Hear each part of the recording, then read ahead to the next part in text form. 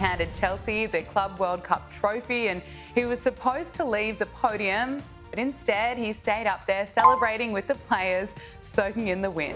Chelsea's celebration was overshadowed by Trump himself, and FIFA, being FIFA, tried sweeping all of that under the rug, yet again proving how chaotic and tone-deaf this entire event has been.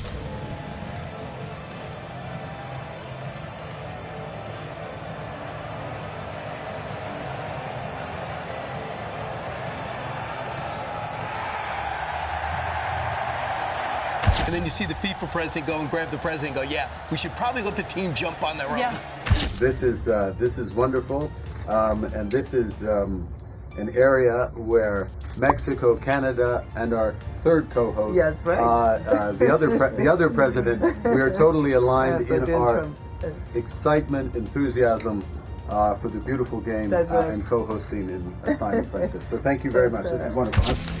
Well, we are now 1 year out to the World Cup. And you know what? There are questions about the impact President Trump's travel ban could have on athletes and fans trying to get into this country. There are a bunch of major headlines coming out of the White House tonight after President Trump signed a series of proclamations behind closed doors. That includes a sweeping travel ban on 12 countries with a partial restriction on 7 others. Over millions of travelers coming into the U.S. will now be subject to a new $250 visa integrity fee. Thinking about taking a trip to the U.S.? Well, heads up, there's a new visa integrity fee coming. The world is welcome in America. Those who want to come to create trouble, like in every country in the world, well, they are not welcome. Harder to gauge the impact of U.S. immigration policies, including new international travel restrictions and an ongoing crackdown on illegal immigration that has impacted even some non-citizens in the country legally. And when you want to kick out someone, like this. That's true, right? You asked, we listened. After hundreds of votes in our latest poll, the message was clear. You want more coverage on the 2026 World Cup and what's really happening behind the scenes. The story unfolding now is bigger than a $250 fee. Fans and human rights groups are sounding the alarm about who actually gets to attend.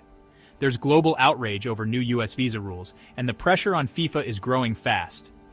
Meanwhile, Mexico and especially Canada stand out with visa-free entry for over 40 countries.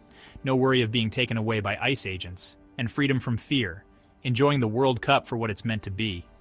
As calls for change get louder, the real breaking point is right in front of us, the $250 fee that sparked a firestorm. The controversy centers on a new $250 visa integrity fee the U.S. plans to charge World Cup fans from dozens of countries. This fee stacks right on top of the usual visa costs. Jeff Freeman, head of the U.S. Travel Association, calls it a self-imposed tariff. He says it's going to hit families hard. A typical B1/B2 visa now jumps from $185 to roughly $472 in some countries, adding $1,000 for families of 4 before they even think about tickets or flights. Fans aren't just frustrated, they're organizing. In Nigeria, a group collected 500,000 signatures against the fee in 2 days. Social media is full of people burning visa applications. Their message is blunt. If they can't afford to come, they won't bother watching either. The U.S. says this is about security, but travel experts and critics say it's just a cash grab. The money doesn't go to making the visa process better. It just makes travel more expensive for millions. The numbers are already shifting.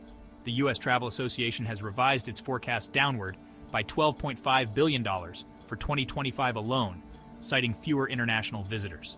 That's not just ticket sales, it's hotels, restaurants, and merchandise. The sponsors are nervous: Adidas, Coca-Cola, Visa. They need packed stadiums for their ads to make sense. Empty seats mean broken contracts and lost exposure. FIFA's own human rights rules say everyone should have equal access to games. A $250 barrier for some fans, but not others, is the opposite of that. The fee is set to hit just months before the World Cup, starting in October 2025. For many fans, especially from Africa, Asia, and Latin America, the total visa cost is a huge chunk of income, sometimes a month's salary. Meanwhile, 42 countries in the visa waiver program, mostly Western markets, are exempt. Canada offers visa-free entry for over 40 countries, and Mexico has its own open policies, so the crowds in U.S. stadiums could end up looking a lot less global than FIFA planned. The State Department says the fee supports border security. What it really does is keep out the people who make the World Cup what it's supposed to be. This isn't just about soccer or ticket sales. It's about access. The U.S. is drawing a line and millions of fans are being left on the other side. This is where the tension with FIFA starts to build. FIFA's silent crisis, empty stadiums or broken promises. FIFA's silent crisis is unfolding in boardrooms, not on the pitch. The organization's own human rights charter states that host nations must guarantee entry for all ticket holders, no extra hurdles, no discrimination. Right now, the U.S. is under fire for policies that block fans from 12 countries entirely due to a travel ban and restrict entry for 7 more. Iran's team qualified, but their fans might not make it past the border. Internal sources say FIFA is holding emergency meetings, looking hard at whether the U.S. is breaking its hosting contract. There's precedent for FIFA stepping in. Back in 2014, they moved matches in Brazil due to stadium construction delays. This time the issue isn't concrete and steel, it's government policy. Legal experts warn that the U.S. could be in breach of the contract clause requiring ticket holder access. The June 2025 travel ban and visa delays are already causing headaches. Some State Department consulates report average visa waits of over 200 days in key markets, with Brazil at 98 days and Argentina at 87 days just to get an interview. Then there's the extra $250 fee. For many, the process is simply out of reach. Sponsors aren't ignoring the numbers. Adidas, Coca-Cola, and Visa have reviewed their contracts and are running risk assessments. If U.S. stadiums end up with empty seats, especially in VIP sections, those companies can shift their marketing budgets elsewhere. There's already talk of moving ad dollars to Canada and Mexico, where fan access is much less of a gamble. Canadian cities guarantee visas for over 60 countries. Mexico's policies are even more open, especially for Latin American fans. Both countries have stadiums ready and are quietly preparing lists of matches they could absorb if FIFA pulls the plug on U.S. venues. Human Rights Watch sent FIFA a letter on May 6, 2025, warning that U.S. policies could violate FIFA's own inclusion standards. The impact is global. Fans across Africa, Asia, and the Middle East face outright bans, while Latin American supporters struggle with long delays and new fees. Atlanta planned for 500,000 visitors, but if even 20% can't get in, that's $700 million gone from one city's economy. The U.S. Travel Association projects a $12.5 billion hit nationwide, factoring in flights, hotels, and lost business. If FIFA decides to shift matches, U.S. cities that spent millions upgrading stadiums and infrastructure will demand answers. Either FIFA keeps games in the U.S. with empty sections and broken promises, or they move them and face a different kind of fallout. Meanwhile, other hosts are already making their case, and the window to act is closing fast. Canada and Mexico's golden opportunity, ready to step up. Canada is in a different position. Toronto's BMO field is getting a $120 million expansion, bringing it to 45,736 seats. Vancouver's BC Place has a retractable roof, so weather isn't an issue. Both stadiums already meet FIFA's requirements. The real edge isn't just the infrastructure, though, it's access. Canada offers visa-free entry to fans from over 40 countries, including big soccer markets like the UK, Germany, and Japan. No extra fees, no long waits.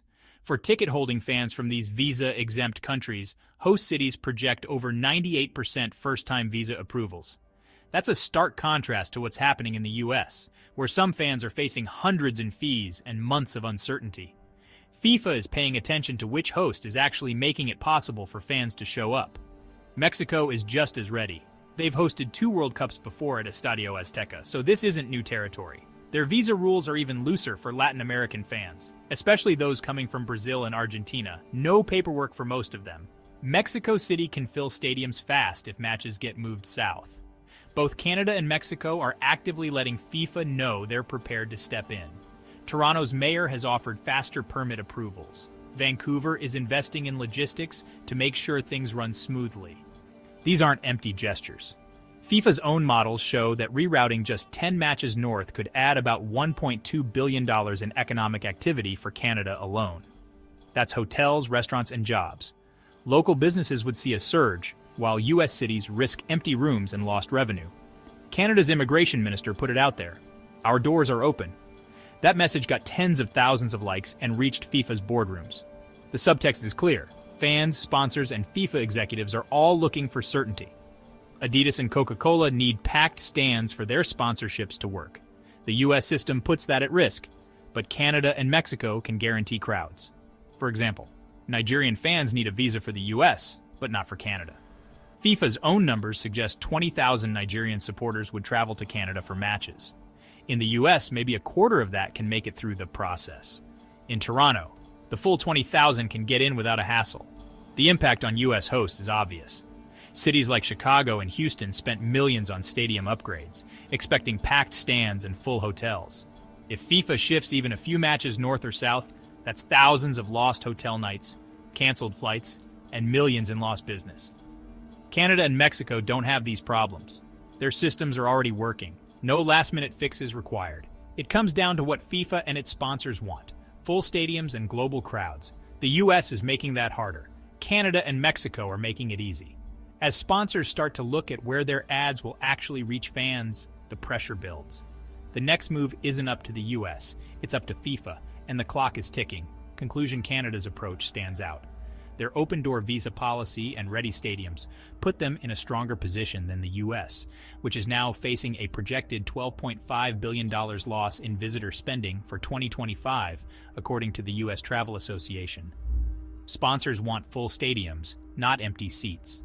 Adidas and Coca-Cola rely on crowds, and Canada's policy for over 40 countries makes that possible. FIFA's own numbers show that just considering shifting key fixtures north could mean billions in new economic activity for Canada.